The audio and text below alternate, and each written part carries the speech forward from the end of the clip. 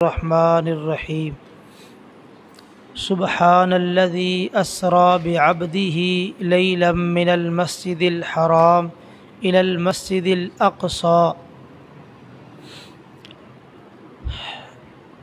15ویں پارے کا خلاصہ تفسیر پیش کیا جا رہا ہے۔ یہاں سے سورہ اسراء یا سورہ بنی اسرائیل کا آغاز ہو رہا ہے۔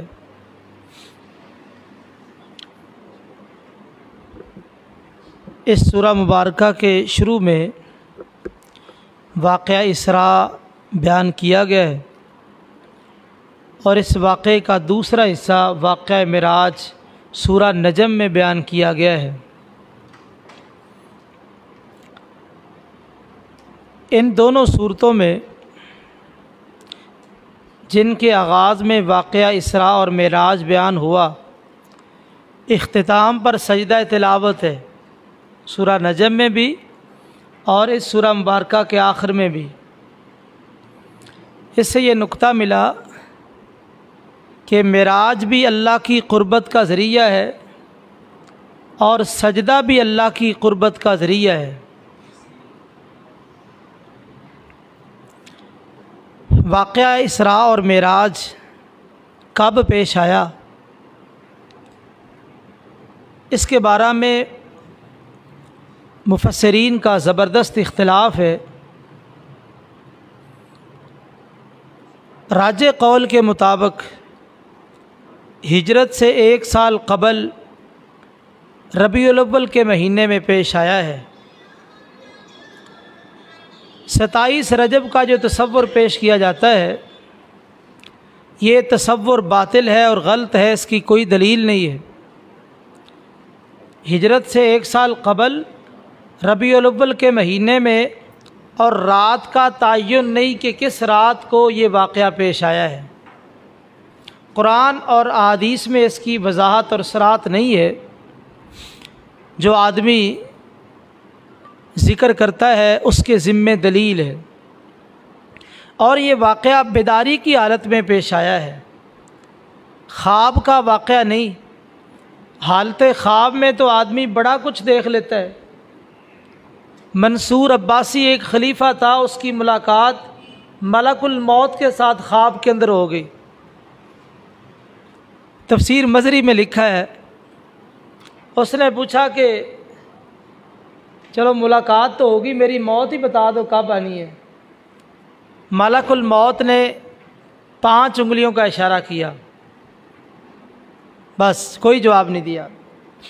یہ منصور عباسی جو خلیفہ تھا یہ بڑا حیران، اس نے علماء کو بلایا کہ اس خواب کی تعبیر بتاؤ، میں بڑا پریشان ہوں، پتہ نہیں 5 دن رہ گئے، 5 مہینے رہ گئے، 5 سال رہ گئے، یہ 5 کا اشارہ اس نے کیا ہے فرشتے نے۔ انہوں نے کہا اصل میں یہ اشارہ ہے قرآن مجید کی اس آیت کی طرف، ان اللہ عندہ علم الساعہ، 5 چیزوں کا علم اللہ کے پاس ہے۔ اس کی وضاحت 21ویں پارے میں آئے گی۔ ان میں سے ایک یہ بھی ہے کہ کسی جان کو علم نہیں کہ اس نے کس مقام پہ فوت ہونا ہے۔ تو خواب کے اندر تو بندہ بڑا کچھ دیکھ لیتا ہے۔ تو یہ حالت بیداری کا واقعہ ہے، اور اس کے لیے ایک زبردست جو دلیل ہے لفظ سبحان شروع میں آیا ہے۔ قرآن مجید میں جہاں بھی لفظ سبحان کا استعمال ہوا وہاں کوئی انوکھا واقعہ اور خلاف عادت واقعہ پیش آیا ہے۔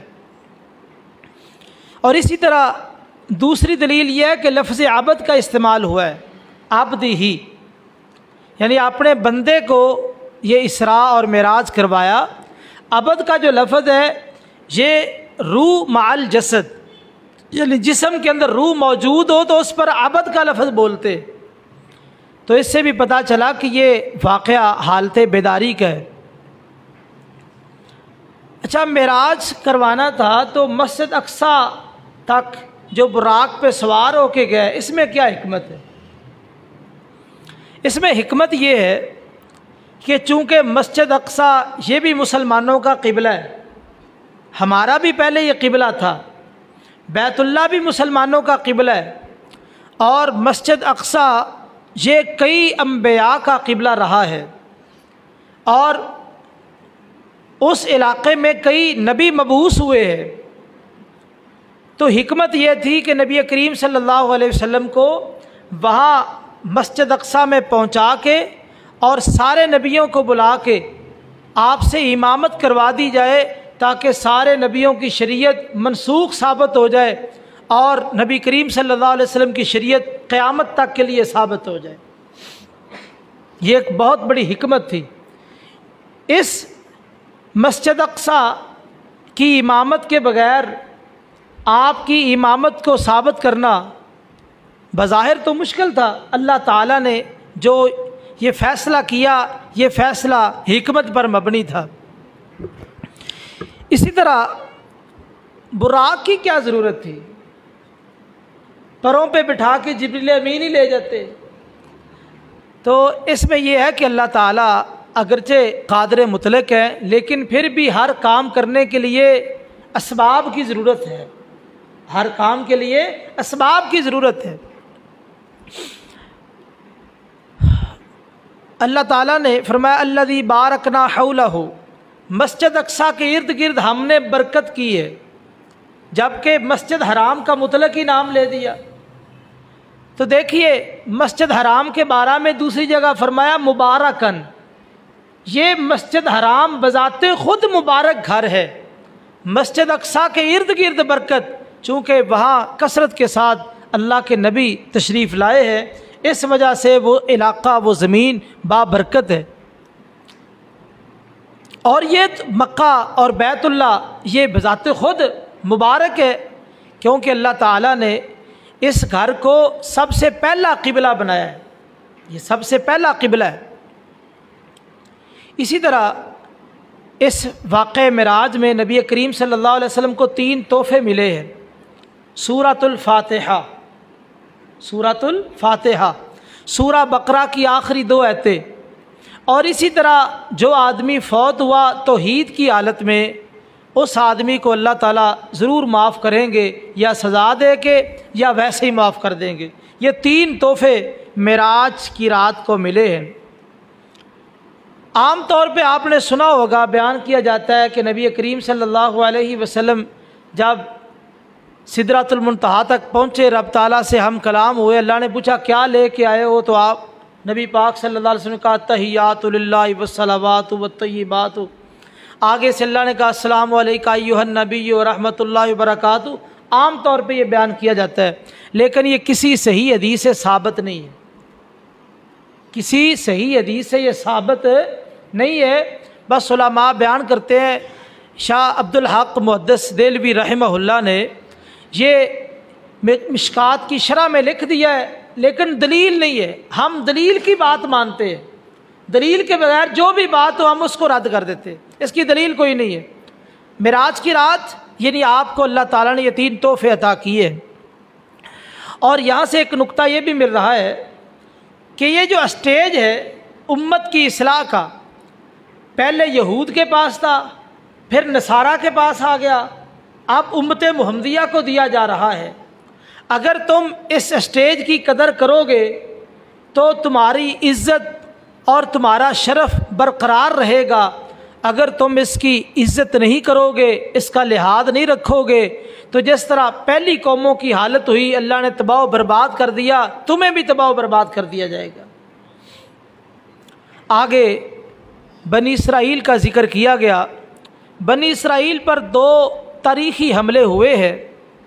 ایک تو بخت نصر نے حملہ کیا عیسیٰ علیہ السلام کی آمد سے 586 سال قبل، اور دوسری مرتبہ عیسیٰ علیہ السلام کے آنے کے 70 سال بعد ٹیٹس رومی نے حملہ کیا، اور اس نے کافی نقصان کیا، ان کی اینٹ سے اینٹ بجا دی، 1,23,000 یہودیوں کو قتل کر دیا اور 76,000 یہودیوں کو قیدی بنا لیا۔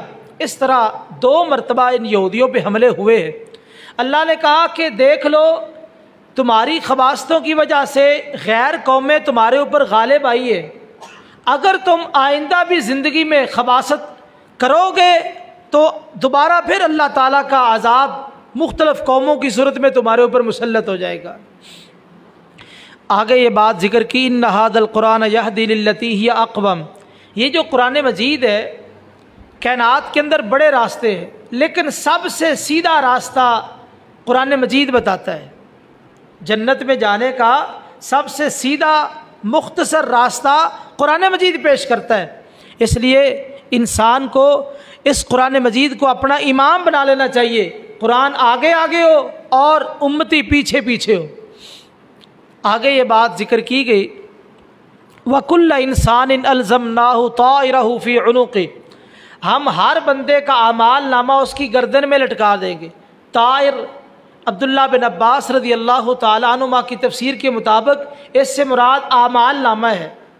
سوال یہ ہے طائر تو پرندے کو کہتے ہیں، اعمال نامے کو یہ پرندے کا لفظ کیوں دیا گیا طائر؟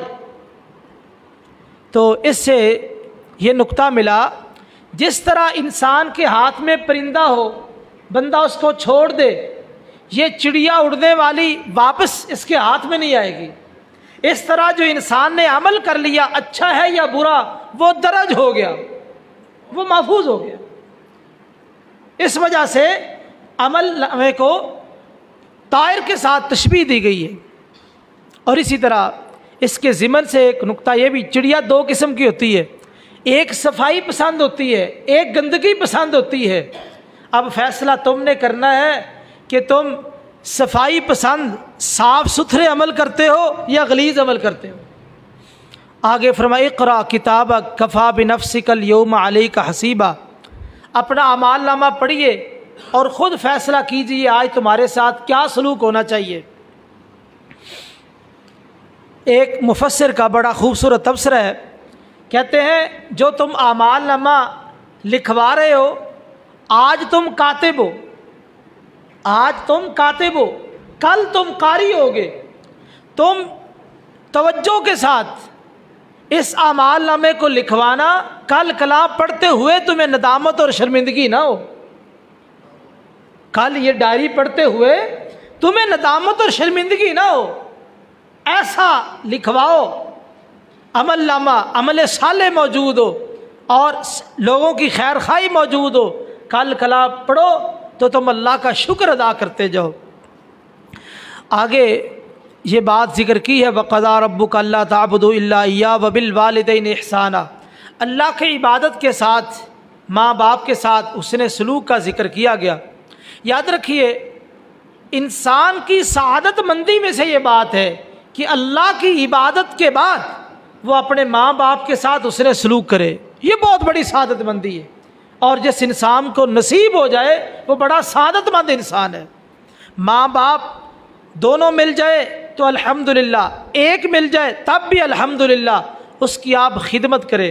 تو کہا اما یبلغن عندک الکبر، تیرے پاس ماں باپ بڑھاپے کو پہنچ جائے، یہ اندا کا جو لفظ ہے نا اس پہ تھوڑا سا غور کرنے والا ہے کہ ماں باپ آپ کے قریب ہوں یا دور ہوں، ان کے ساتھ آپ کا تعلق، آپ کی محبت، آپ کی الفت اتنی ہو کہ آپ اپنے ماں باپ کو اپنے پاس ہی محسوس کریں، ہر فیصلے میں، ہر معاملے میں ماں باپ کو مقدم رکھے اور ان کو راضی رکھے۔ عندک یعنی اپنے پاس محسوس کرے، میرے ماں باپ میرے پاس ہی ہے۔ اور اگر ماں باپ فوت ہو جائے تو یہ دعا کرے رب ارحمہما کما ربیانی صغیرہ، اے اللہ جس طرح انہوں نے بچپن میں میرے اوپر شفقت اور مہربانی کی، تو بھی ان پہ اپنی رحمتوں کا نزول فرما۔ اس دعا پہ ایک مفسر کا تبصرہ ہے، کہتے ہیں کہ اولاد کی دعا ماں باپ کے حق میں قبول ہوتی ہے۔ دلیل یہ دعا اللہ نے خود دعا سکھائی ہے، رب سکھا رہے ہیں نا، جب رب نے دعا سکھائی ہے تو اس کا معنی یہ ہے اولاد ماں باپ کے لیے دعا کرے، اللہ اس دعا کو قبول فرماتے ہیں۔ ماں باپ اولاد کے لیے دعا کرے، اللہ وہ بھی قبول فرماتے، اولاد ماں باپ کے لیے کرے، اللہ اس دعا کو بھی قبول فرماتے ہیں۔ آگے فرمایا ان المبذرین کانوا اخوان الشیاطین، فضول خرچی کرنے والے شیطان کے بھائی ہے۔ تبذیر بذر سے ہے، بذر کہتے ہیں بیج کو۔ آپ کو علم ہے کہ جب کسان فصل زمین میں بیج ڈالتا ہے تو کس طرح وہ پھینکتا جاتا ہے، اب بیج کوئی ادھر گرتا ہے کوئی ادھر گرتا ہے، وہ خیال تو نہیں کرتا، اب بیج وہ زمین میں ڈال رہا ہے۔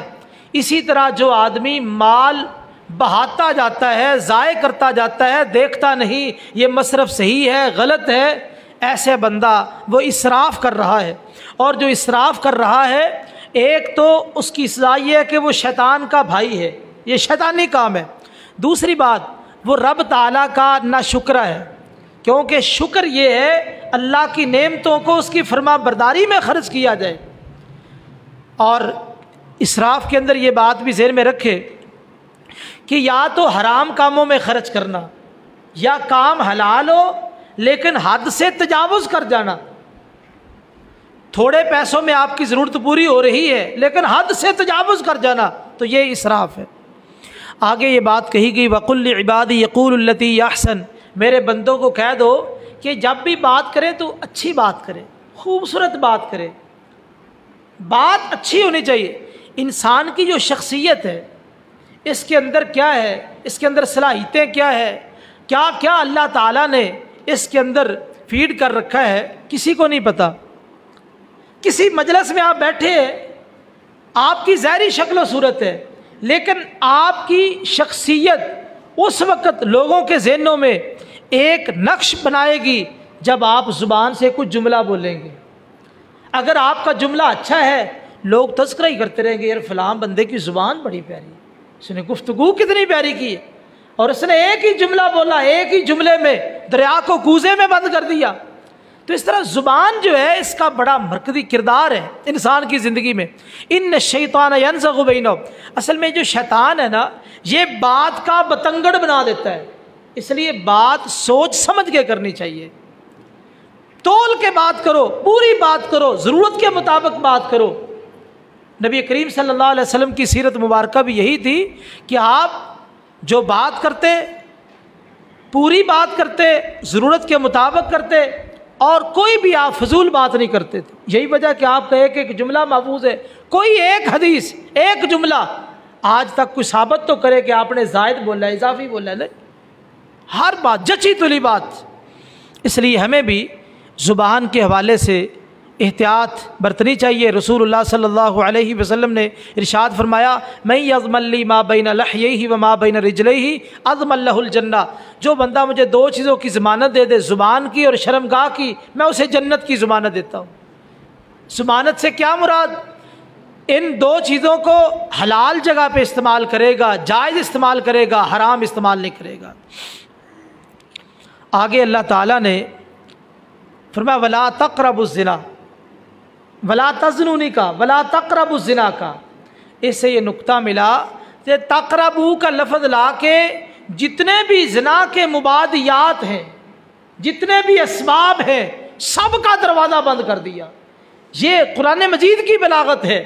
آپ حیران ہو کتنا بلیغ کلام ہے کہ یہ نہیں کہا فلاں کام سے بچو، فلاں کام سے بچو، فلاں سے فلاں سے، کتنی لمبی فہرست ہے مبادیات زنا۔ پھر ہر دور کے اندر مبادیات زنا مختلف ہیں، تو سارے مبادیات زنا کو ایک ہی جملے میں بند کر دیا، ولا تقربوا، ولا تقربوا الزنا۔ جتنے بھی مبادیات ہیں سارے اس کے ضمن میں آ گئے، تم ان سارے مبادیات کے قریب نہ جاؤ۔ جب مبادیات کو اختیار نہیں کرو گے، اللہ تمہیں بدکاری سے بھی بچا لیں گے۔ آگے فرمایا ولا تقف ما لیس لک بہ علم ان السمع والبصر والفؤاد کل اولئک کان عنہ مسئولا۔ جس چیز کا آپ کے پاس علم نہیں ہے، بے علم آپ اس پر تبصرے نہ کریں۔ یہ ہمارے لوگوں کی کئی دفعہ عادت ہوتی ہے، علم نہیں ہے، بات کا پتہ نہیں ہے، بلا وجہ جھگڑتے جائیں گے، بحث کرتے جائیں گے۔ آپ کو علم نہیں ہے تو اللہ نے آپ کو علم کے ذرائع عطا کیے ہیں، علم کے ذرائع عطا کیے۔ آپ کے پاس کان ہے، آنکھیں ہیں، دل ہے، آپ اہل علم سے سوال کر کے علم حاصل کر لیں۔ آپ جہالت کے اندر تیر نہ پھینکے، بلکہ اللہ نے آپ کو علم کے جو ذرائع دیے ہیں، آپ ان کو استعمال کر کے علم حاصل کریں اور علم کی بات کریں۔ اور یاد رکھو، اگر تم ان ذرائع کو ناجائز استعمال کرو گے، کل اولئک کان عنہ مسئولا، تو اللہ کے دربار میں یہ بھی پوچھا جائے گا۔ آگے چل کے اللہ تعالیٰ نے ایک بات یہ ذکر کی ہے، وَاسْتَفْزِزْ مَنِ اسْتَطَعْتَ مِنْهُمْ بِصَوْتِكَ، شیطان نے کہا تھا میں گمراہ کروں گا مگر تیرے مخلص بندوں کو نہیں کر سکوں گا۔ اللہ نے کہا جو کرنا چاہتا کر لے، جس طرح تو گمراہ کرنا چاہتا کر لے، میرے بندوں پہ کوئی غلبہ نہیں ہوگا۔ تو یہ خیر ایک لمبی تفصیل ہے۔ تو اللہ تعالیٰ نے شیطان کو مہلت دی کہ تو ان کو گمراہ کرنے کے لیے جتنے جتن لگا سکتا ہے لگا لے۔ یہ اللہ نے خبر دی کہ میرے بندوں پہ تیرا غلبہ نہیں ہوگا۔ اور یہ بات بھی ذکر کی، حدیث میں آیا کہ شیطان نے کہا میں تیرے بندوں کو گمراہ کروں گا، اور اللہ نے فرمایا جب تک میرے بندے مجھ سے معافی مانگتے رہیں گے میں ان کو معاف کرتا رہوں گا۔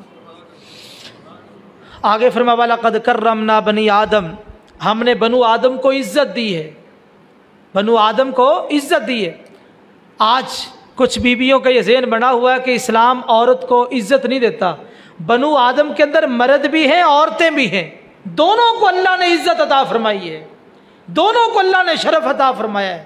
یہ عورت اسلام کے اندر حقیر چیز نہیں ہے، عورت کو اسلام نے بڑا مقام و مرتبہ دیا ہے۔ اور یہ بات ذہن میں رکھیے، بعض مقامات پہ جو عورت کو تابع کیا گیا مرد کے، اصل میں ہر ایک کے اندر اللہ تعالیٰ نے الگ الگ صلاحیتیں رکھی ہیں، اللہ نے کام تقسیم کیے ہیں، یہ مرد کے کام ہے یہ عورت کے کام ہے۔ حقارت کسی مقام پر بھی مقصود نہیں ہے، اللہ نے عورت کو بھی برابر کا شرف دیا ہے اور مرد عورت دونوں کو شرف دیا۔ اگر یہ کوئی بھی نیک ہو من ذکر او انثی، جو بھی اچھے عمل کرے گا اللہ جنتوں کا وارث بنائے گا۔ آگے فرمایا یوم ندعو کل اناس بامامہم، ہم ہر کسی کو اس کے امام کے ساتھ بلائیں گے۔ امام کا کیا معنی ہے؟ بعض مفسرین لکھا مقتدا، پیشوا، جس کے پیچھے آدمی چلتا ہے۔ بعض نے لکھا کہ اس سے مراد ہے اعمال نامہ، جو عمل نامہ ہے نا یہ امام ہے۔ تو یہ قول حافظ ابن کثیر رحمہ اللہ کے نزدیک راجح ہے کہ اس سے مراد عمل نامہ ہے۔ اس عمل نامے کو امام کیوں کہا؟ عمل نامے کو امام کیوں کہا؟ کیونکہ آدمی امام کے پیچھے ہوتا ہے نا، امام صاحب آگے ہم پیچھے، وہ رکوع میں تو ہم رکوع میں، وہ سجدے میں تو ہم سجدے میں۔ اس طرح آدمی اپنے عمل نامے کے پیچھے ہے، جیسا عمل نامہ ہوگا ویسا ہی اس کا نتیجہ اور انجام ہوگا۔ آگے اللہ تعالیٰ نے یہ بات ذکر کی وَنُنَزِّلُ مِنَ الْقُرْآنِ مَا هُوَ شِفَاءٌ وَرَحْمَةٌ لِّلْمُؤْمِنِينَ، قرآن کو شفا بھی کہا رحمت بھی کہا، شفا بھی کہا رحمت بھی کہا، یہ دو لفظ بولے۔ تو شفا کے لفظ سے لازمی طور پہ بندے کے ذہن میں معنی آتا ہے کہ پہلے بیماری تھی، پہلے بیماری تھی، اس کا علاج ہوا تو شفا یاب ہو گیا، یہ ایک انسانی تصور ہے۔ تو شفا قرآن مجید اس لیے جو شرک اور کفر کی غلاستوں میں اور اندھیروں میں ڈوبے ہوئے ہیں، بیماریوں میں ڈوب، ان کو نکال کے قرآن مجید شفا دیتا ہے۔ آپ کو پتہ ہے جب کوئی مریض اس کا علاج کیا جائے اس کو شفا تو مل جاتی ہے لیکن کمزوری ہوتی ہے۔ بزرگوں کو ملتا ہے کیا ہوا، بیمار ہو گیا تھا، علاج کرا الحمدللہ، اب بیماری تو نہیں ہے، کمزور لگ رہے ہو، آپ ایسے کریں کوئی بادام کھائیں، کہتے ہیں نا آپ بادام کھائیں، اخروٹ کھائیں، یہ پھل وغیرہ کھائیں، آپ کے جسم میں توانائی آ جائے گی۔ یہ مشرب مقوی غذائیں کھائیں جو غذائیں قوت دینے والی ہیں۔ تو شفا قرآن مجسمہ شفا ہے، اور شفا کے بعد جو کمزوری ہے مقوی غذائیں وہ رحمت ہے، وہ رحمت ہے۔ قرآن نے شفا دے دی، مزید قرآن پڑھو گے تمہیں مقوی غذائیں ملے گی، تمہارا ایمان مضبوط ہو جائے گا۔ آگے روح کے بارے میں سوال کیا گیا، یہود نے سوال کیا روح کے بارے میں، ان کا ذہن یہ تھا کہ روح تو رب کا امر ہے، اگر اس نبی نے اپنی طرف سے روح کے بارے میں کوئی تبصرہ کیا تو پھر یہ حکیم ہے، نبی نہیں ہے، اگر اس نے امر ربی کہہ دیا تو پھر یہ نبی ہے۔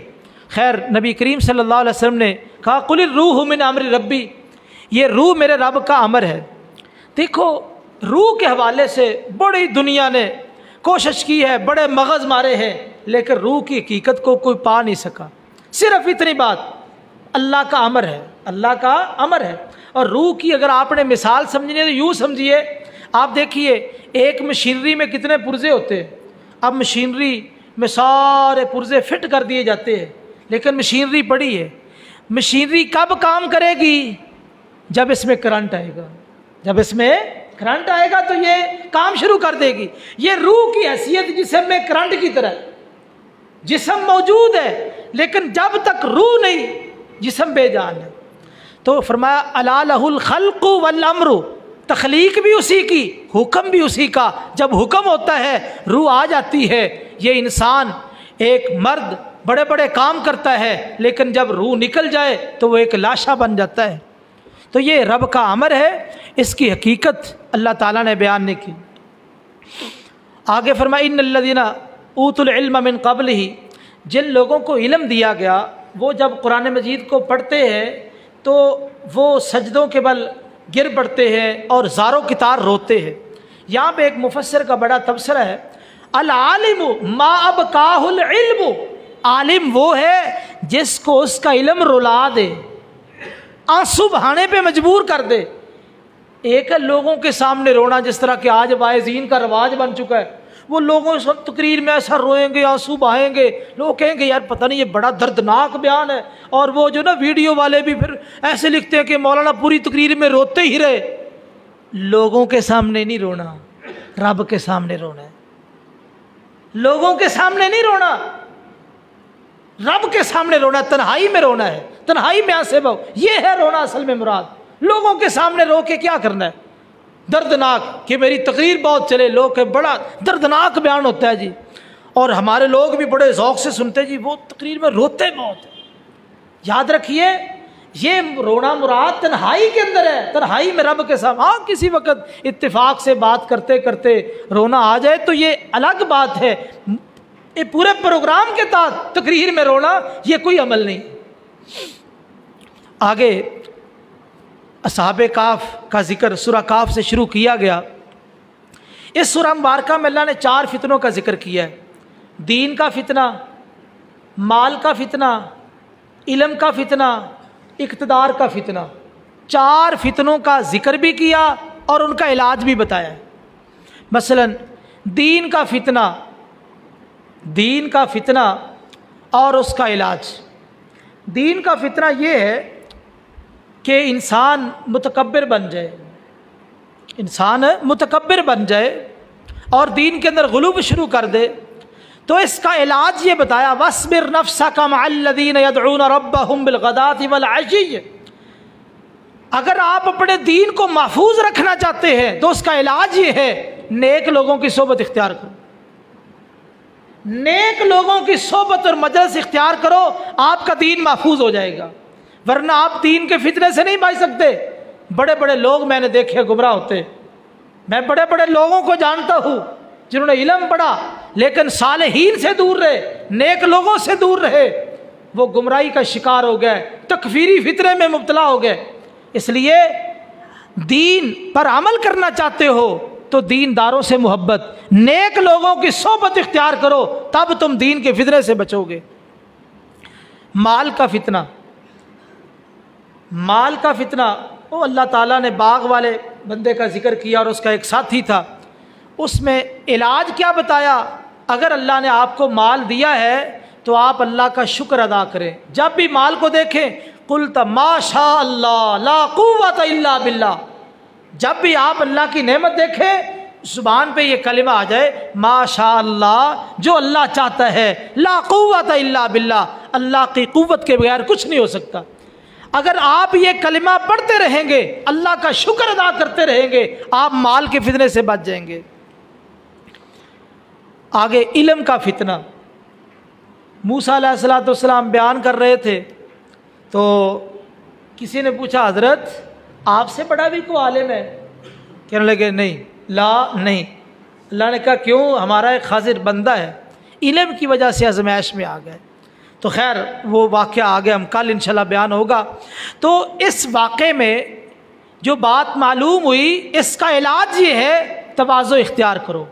اگر آپ علم کے فتنے سے بچنا چاہتے ہیں تواضع اختیار کرو، عاجزی اختیار کرو، اللہ کی طرف نسبت کرو. یہ نہ کہو کہ میں بڑے نکات اٹھاتا ہوں، میرے پاس بڑا تباہر علمی موجود ہے. نہیں، اللہ کی طرف نسبت کرو، یہ میرے رب کا فضل ہے اگر اللہ نے آپ کا سینہ دین کے لیے، قرآن کے لیے کھول دیا ہے. اقتدار کا فتنہ، یہ بھی بہت بڑا فتنہ ہے، اقتدار، حکومت، عہدہ مل جائے، بہت بڑا فتنہ ہے۔ اس فتنے کا علاج یہ ہے کہ انصاف کرو۔ ذوالقرنین کا واقعہ، انہوں نے انصاف کیا۔ اقتدار کا فتنہ یعنی اقتدار مل جائے، اس سے بچاؤ کا ایک ہی طریقہ ہے کہ آپ انصاف کریں۔ تو یہ سورہ کہف کے اندر 4 فتنوں کا ذکر کیا گیا اور ان کے علاج جو میں نے آپ کے سامنے بیان کر دیے۔ تو اصحاب کہف کا واقعہ انشاءاللہ کل اس کے بارے میں کچھ تبصرہ کریں گے۔ اللہ سے دعا کہ اللہ تعالیٰ دین کو سمجھنے کی اور عمل کی توفیق نصیب فرمائے۔